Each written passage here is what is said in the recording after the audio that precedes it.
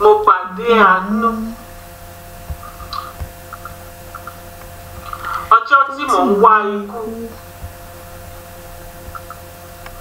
mo pàdé àánú.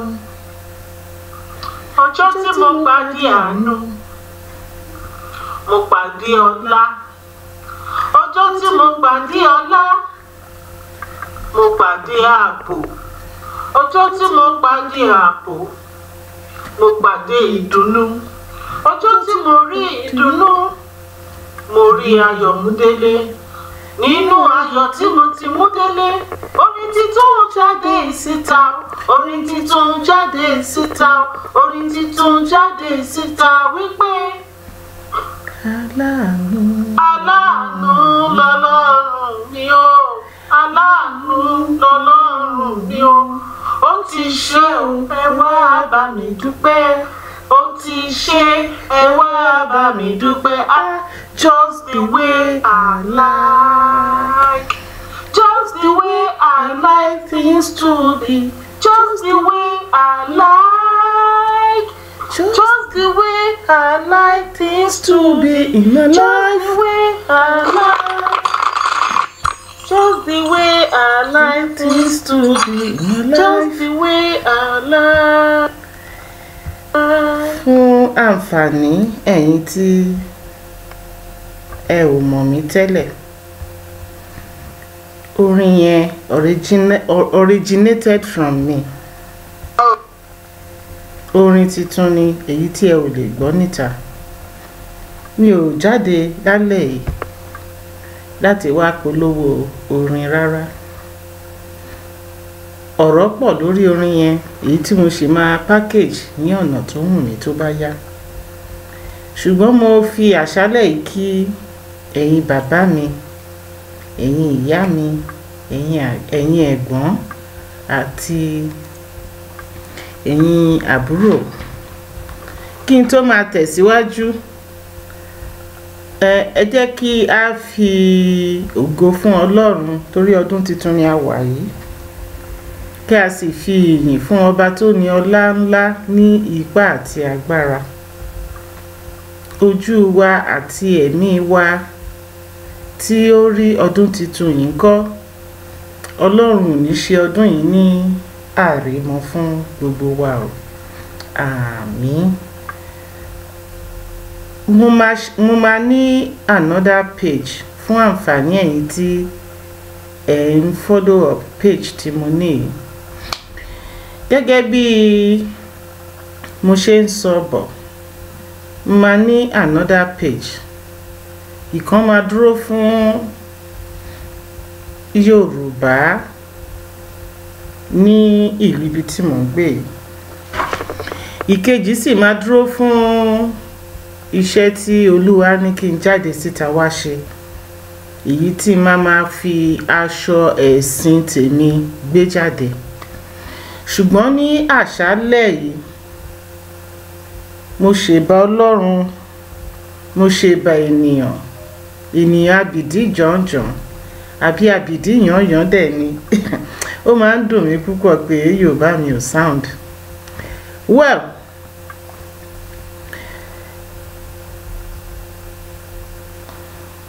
Ọlọ́run má jà tẹ́ o, àdúrà wa gbà o, ojú ò ní tì wá o. Fún àǹfààní ẹ̀yin tí ẹ kì í fẹ́ rí nǹkan tí ó dára rárá. Fún àǹfààní ẹ̀yin tó jẹ́ wípé ẹ wà controversial, tẹ́ bá ti rí nǹkan ẹ máa wá excretion bẹ̀ láti fi polówó ọjà tiyín. Ilé lẹ máa bá mi o. Gbogbo òórùn tí ẹ bá ń yọ jáde báyìí, àwa máa sọ di owó ni. But lọ́wọ́lọ́wọ́ báyìí, mi ò tí monetize page mi. Because mo realize pé monetization of page ó need a lot of attention. Mi ò dẹ̀ wá ráyè rárá. Iṣẹ́ pọ̀ tí mò ń ṣe. Okay, kí n wá tẹ̀síwájú lórí kókó tí ó gbé mi jáde ní alẹ́ yìí. Lórí ọ̀rọ̀ phone call kan tí mo gbà ni mo ṣe jáde ní àṣálẹ́ yìí. Mo gba phone call ní ọ̀dọ̀ ọmọdé ni máa pè nítorí mo jù lọ. Ó ṣẹ̀ṣẹ̀ dé sí ìlú òyìnbó ni. kò dẹ̀ tí ì mọ nọ́mbà táwọn tó ti wà ń bẹ̀ ti mú kí orí wọn tó straight. Tí èèyàn bá ṣẹ̀ṣẹ̀ dé ìlú tó jẹ́ pé kì í ṣe tirẹ̀, ó yẹ kó farabalẹ̀. Ọ̀pọ̀lọpọ̀ ohun tó ń ṣẹlẹ̀ ní Nàìjíríà tí àwọn tí kò gbélú òyìnbó rárá tó ń bá gbé mentality yẹn wá Nàìjíríà, ẹ̀wọ̀n lọ́pọ̀lọpọ̀ ń dàgbà sí. Ẹ̀wọ̀n ní ọ̀pọ̀lọpọ̀ ń dàgbà sí.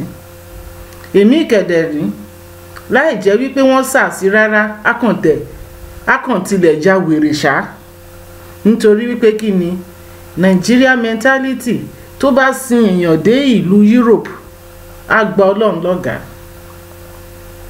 Europe is a police country. Wọn kò dàbí ti ọ̀dọ̀ wa tí à ń maintain òfin 20 ọdún 40 ọdún. Nílùú Europe níbí báyìí,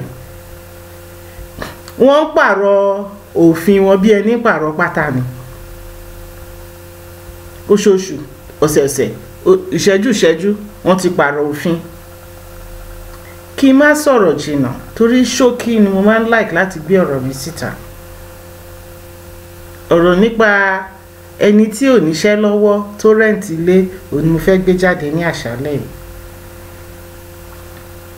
Jẹ́jẹ́ mi ni mo wà, mo bá gba phone call. Ẹ jọ̀ọ́ ẹ bá mi wá lọ́yà. Hello, ẹ kálẹ́. Èmi ni Lẹ́mí ẹ bá ń gòkè. Ẹ bá mi wá lọ́yà tó gbóná. Ẹ̀yin gẹ́gẹ́ bí wòlíì kẹ́yìn náà tún wá bá mi bẹ̀rẹ̀ iṣẹ́. Nǹkan tó ṣẹlẹ̀ sí òun rèé, landlord fẹ́ lé òun síta. Òun dẹ̀ ti wá gbọ́ wípé wọn kì í lé ẹni tó bá bímọ síta ní ìlú yìí torí pé òun ní ọmọ lọ́dọ̀. Ẹ jọ̀ọ́ mo fẹ́ pe àkíyèsí ẹ̀yin wòlíì Ọlọ́run tí ẹ bá ń tẹ́tí sí ọ̀rọ̀ tí mò ń bá bọ̀ yìí. Mo sì fẹ́ ṣe àlàyé kékeré fún àwọn àbúrò mi.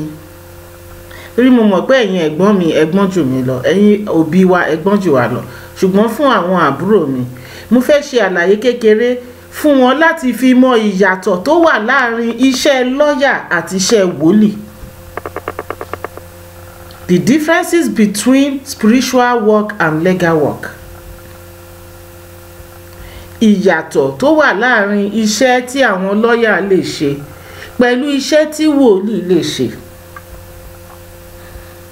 First thing, tí ẹ bá dé ìlú onílùú, ẹ kọ́kọ́ lọ kọ́ òfin ìlú yẹn.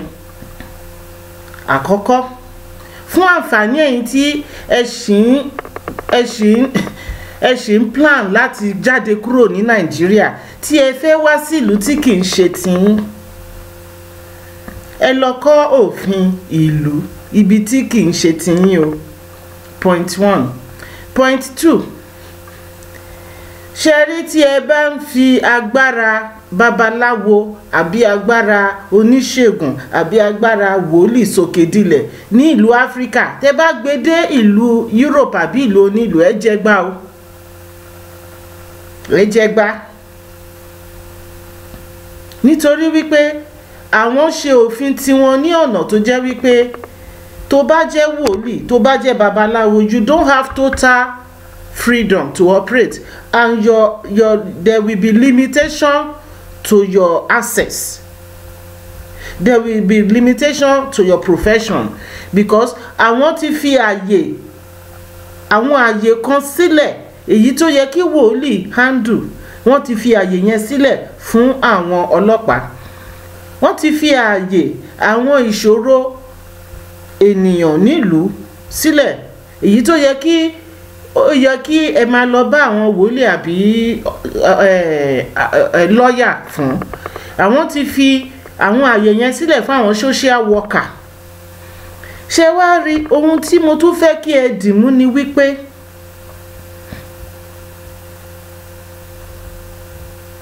there is limitation to your access as a professional in terms of every skills that you are operating. Ṣé kò tí ì sún yín jù? ní òkúkú mẹ́jọ ẹlẹ́jọ́ rò ṣùgbọ́n ẹ ṣe sùúrù pẹ̀lú mi. Ló bá pè mí òun fẹ́ gba lọ́ọ̀yà. Kí ni ìṣòro ẹ̀? Kò sanwó ilé. Àkíyèsí kan tí èmi ní sí àwa ènìyàn ni wípé ọ̀pọ̀lọpọ̀ ìwà tí àwọn ọmọ Nàìjíríà wá ń wù ní ìlú onílùú ó jẹ́ àwọn ìwà tí wọ́n ti ń wù láti Nàìjíríà tẹ́lẹ̀, wọ́n wá kọ̀ntínú bí. Ẹ̀dẹ̀ wá wò oníṣẹ́ ìyanu ni Ọlọ́run. Ọ̀pọ̀lọpọ̀ àwọn tó máa ń wá jẹ ìyà bí wọ́n jẹ́ àwọn tí Ọlọ́run reserve punishment wọn. Ò sanwó ilé, ò wá lówó lọ́ọ̀yà. Ta ló sọ fún yín pé lọ́ọ̀yà kì í ṣe ẹni tí ó lè gbèjà yín bí ká kí ẹgba mọ́lẹ̀, ká lu ọmọ tó ṣẹ̀? Àwọn lọ́ọ̀yà máa ń bẹ̀bẹ̀ ni, wọn ò lè ja ìjà kankan fún yín, wọ́n máa ń bẹ̀bẹ̀ ni. Bí wòlíì náà ṣe lè bá yín bẹ Ọlọ́run, lọ́ọ̀yà á bá yín bẹ òfin. Wọ́n á bá yín ṣe consideration, wọ́n á bá yín yẹ̀ wò, wọ́n á dẹ̀ bá yín ṣe agbẹjọ́rò lórí ohun tí kò yé yín láti fún yín ní ààyè díẹ̀ pé kí ẹ lè fi ṣe àtúnṣe lórí ohun tí ẹ̀yin ṣe ní àṣìṣe yẹn tí ò yé yín. Lọ́ọ̀yà kò ní lọ ja ìjà fún yín, lọ́ọ̀yà gan ò fẹ́ ṣẹ̀wọ̀n. Ṣé ẹ gbọ́ sítórì Gaddafi ni ti ìlú Libya? Ẹ lọ tún wò, àtòun àti lọ́ọ̀yà ló jọ kú náà. Ká wá padà síṣẹ́ wòlíì. Mo fẹ́ kẹ́ mọ̀ pé ní òde ìsìn àwọn wòlíì Olúwa pè wọ́n ṣùgbọ́n wọ́n yàtọ̀ síra wọn. Mi ò fi bú ẹnikẹ́ni o, ṣùgbọ́n mo fẹ́ kẹ́ mọ̀ pé wòlíì tó bá kàwé tó dẹ̀ jáde bó ṣe máa handle iṣẹ́ ẹ̀yin tí ẹ wà ní ìlú òyìnbó ó yàtọ̀ sí wòlíì tí kò kàwé rárá tí ò dẹ̀ kúrò ní abúlé. Point 2. Wòlíì tó ti lò 30 years nílùú òyìnbó tó dẹ̀ jẹ́ wípé iṣẹ́ nọ́ọ̀sì ló ń ṣe, pẹ̀lú wòlíì tó jẹ́ wípé kò kúrò ní abúlé, ilé tí ìyá ẹ̀ ń lò, ilé tí ìyá ẹ̀ fi sílẹ̀ lòun gan jogún, kò dẹ̀ jáde, kì í jáde kúrò ní àdúgbò bí tó wà. Ẹ wá máa pe irú wọn láti ìlú òyìnbó wípé ayé ń ṣe yín. Àwọn yẹn wá ní kẹ́ sáré wálé, tẹ́ bá padà wá wàhálà yín ò kúrò ńbẹ̀. Ẹ má ṣì mí gbọ́ o, èmi ń sọ fún yín wípé ìyàtọ̀ wà. Experience pẹ̀lú iṣẹ́ Olúwa ó yàtọ̀ púpọ̀. Experience and orientation ó yàtọ̀ púpọ̀. Ṣé rí àwọn tó ti wà ní àwọn wòlíì tó wà ní ìlú òyìnbó, wọ́n mọ òfin, wọ́n lè tọ́ yín sọ́nà lórí do and don't ìlú ibi tí ẹ̀ ń gbé. Nígbà tí wòlíì tó wà ní abúlé bá pè yín wípé lọ wẹ̀ ní oríta mẹ́ta, lọ dà àpò yọ̀ sódò, lọ wẹ̀ ìwẹ̀ odò, ìyẹn nílùú òyìnbó, wàá ṣẹ̀wọ̀n tó bá dán wò, nítorí pé fídíò kámẹ́rà wà ní gbogbo T-junction, fídíò kámẹ́rà wà ní gbogbo odò. Èmi ò sọ pé àwọn wòlíì tí ò kàwé tó wà lábúlé mi ò rí wọn fín o. I'm just trying to give you the differences, to explain the differences with the work of a professional and experienced messengers to the one of legal practitioners, messengers of God and legal practitioners. It is high time we start coming out to educate those that are consulting spiritualists, and to educate those that doesn't know the differences between what a medical doctor can do to what a legal advisor can contribute to your problem. When you take the problem that a medical doctor should handle to a sack illiterate spiritualist, you are increasing your problem. When you take the problem that you need just a counselor to resolve, or when you take the problem that you need just a medical attention to resolve. I just hope you try. I hope you are getting what I'm trying to analyze here. Ẹ jọ̀ọ́ ẹ̀yin wòlíì Ọlọ́run, tí wọ́n bá gbé iṣẹ́ tí ò ń ṣe tiyín wá, ẹ má torí owó dáwọ́ lé. Ṣé ká dúró báyìí? Ẹ dẹ̀ wá rí o, gbọ́rọ̀ lé ayé ṣe rí, bá sọ jù báyìí lọ. Àwọn kan bí mo ṣe ń sọ̀rọ̀ yìí, wọ́n ti ṣe kíni, wọ́n ti bẹ̀rẹ̀ sí ń tú àpótí. Èpè náà fi ránṣẹ́ yẹn because wọ́n farabalẹ̀. Àwọn kan kẹ̀dẹ̀ ní ọ̀rọ̀ yìí ò tẹ̀ move wọn rárá, ṣùgbọ́n èmi tí mo bá sọ̀rọ̀ yẹn gan, mò ń bí wọn nínú. Kò jọ wá lójú, you see? Bá ṣe bá lé ayé nìyẹn. Bí Jésù bó ṣe lókìkí tó, ṣé kò lọ́tà ni? Àbí bí Ọlọ́run gan ṣe jẹ́ alágbàwí ẹ̀dá, ẹni ọba tí ò ṣe é dì mọ́, ọba tí ò ṣe é ṣí nípò, ṣé kò lọ́tà ni? Mo fẹ́ kí ẹ mọ̀ wípé òtítọ́, wọ́n ní tójú bá ń kán ni ká parọ́, ká má ṣèké ṣọ̀dàlẹ̀ nítorí àti sùn ẹni. Tí ènìyàn bá wá bá yín lórí ohun tó yẹ kẹ́ rán wọn padà lọ sí hospital, ẹ má sọ wípé ìyá ló ń ṣe, bàbá ló ń ṣe, onílé ló ń ṣe. Ẹ yé parọ́, ẹ yé torí owó parọ́, ẹ yé fi assumption sọ ohun tí Ọlọ́run rán yín. Ẹ máa dá àwọn tó bá ń bá spiritual work wá, ẹ bẹ̀rẹ̀ sí ń dá wọn padà lọ sí hospital, kán kọ́kọ́ lọ ṣe àyẹ̀wò. Ẹni tó ní túmọ̀ lórí tó sọ wípé, àbí èyí tó ní túmọ̀ nínú etí tó sọ pé ẹ má jẹ́ ń tú délẹ̀ náà. Láì fọ̀rọ̀gùn, mo bá tẹ̀lé arábìnrin náà lọ sí ilé ẹ̀. Èló ni owó ilé tó jẹ tó fi ń torí ẹ̀ wá wòlíì kiri ti landlord ẹ? Ṣé ó fẹ́ ra ilé ṣá? Ṣé ìwọ náà fẹ́ di landlord? Ó jẹ́wọ́ ilé, ó sanwó ilé, kàkà kó wá bó ṣe máa sanwó ilé, òun wá wòlíì tó gbóná tó máa bẹ́ẹ̀ gbógun ti landlord. Ṣé o fẹ́ donílé nígbésílé ayé ẹ̀? Ìbéèrè tí mo kọ́kọ́ bí nìyẹn. Ṣé o fẹ́ donílé? Because when you are talking to a prophetess that is already a landlady of her home, and you now want that prophetess to wage a spiritual war against your own landlord, ṣé ìwọ fẹ́ donílé? Àwọn ẹlòmíì wọ́n ti wà jùs mọ́ ìwà yẹn. Ẹ gbélé, ẹ ní sanwó ilé, ẹ wà nílùú òyìnbó, owó ilé tó yẹ kí ẹ san Nàìjíríà lẹ́ ń jù sí. Ẹ san bill, ẹ sanwó iná, ẹ sanwó omi, ẹ sanwó ilé. Ṣé bóyá lẹ mọ̀ pé ní abroad wọ́n ní ọ́fíìsì kan tó ń pè ní financial